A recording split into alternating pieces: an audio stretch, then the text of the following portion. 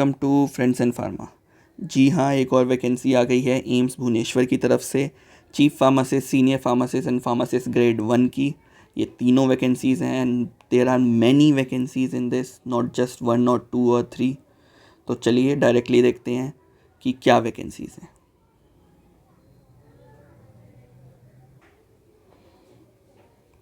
देखिए, तो ये वैकेंसी है एम्स भुवनेश्वर में।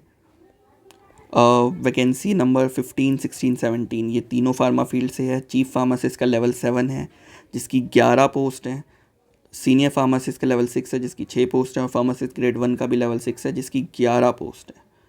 तो टोटल 25 वैकेंसीज़ आपको यहाँ पे देखने को मिल रही हैं, जो कि एक बहुत बड़ा नंबर है।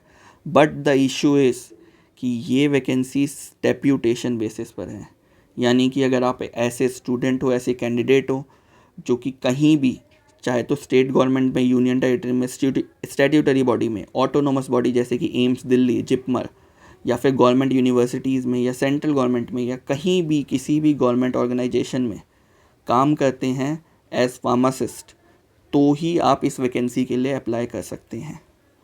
और एलिजिबिलिटी कंडीशन देखने के लिए आगे देखते हैं।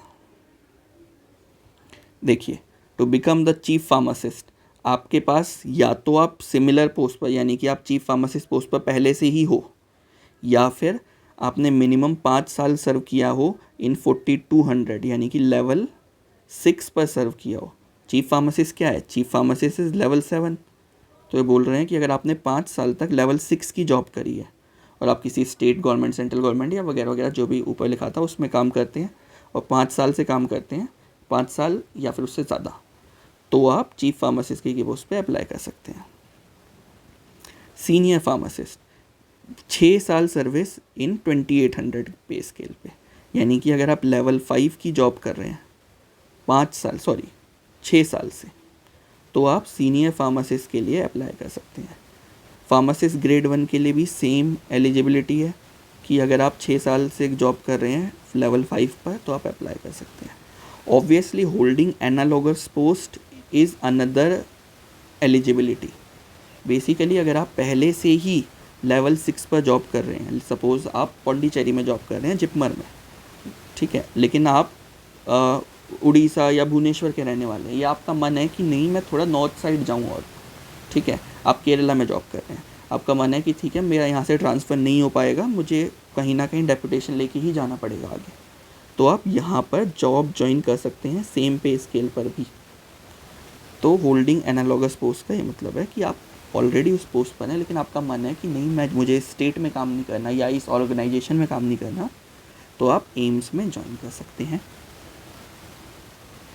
ठीक है, तो ये जो डेप्यूटेशन होगा ये 3 साल के लिए होगा शुरू में, बट इट इज़ एक्सटेंडेबल। और जो भी सेंट्रल गवर्नमेंट में, स्टेट गवर्नमेंट में या कि कहीं पे भी गवर्नमेंट में काम करता है, उसको ये बात पता है कि अब्जॉर्प्शन भी हो जाता है।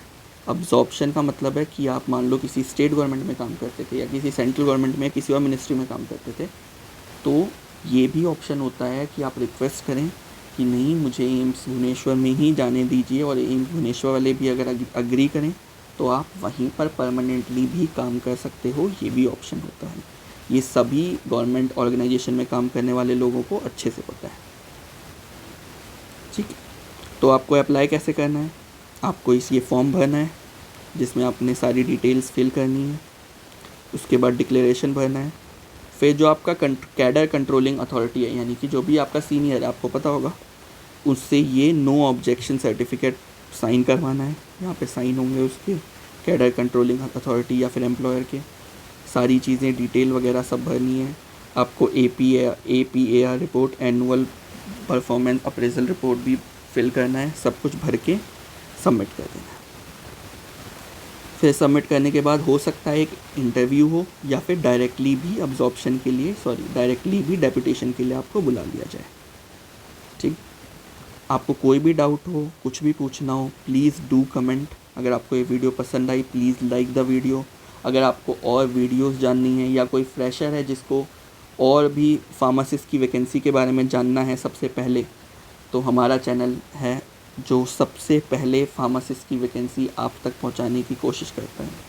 So please subscribe the video, sorry, please subscribe the channel for latest updates. Thank you so much.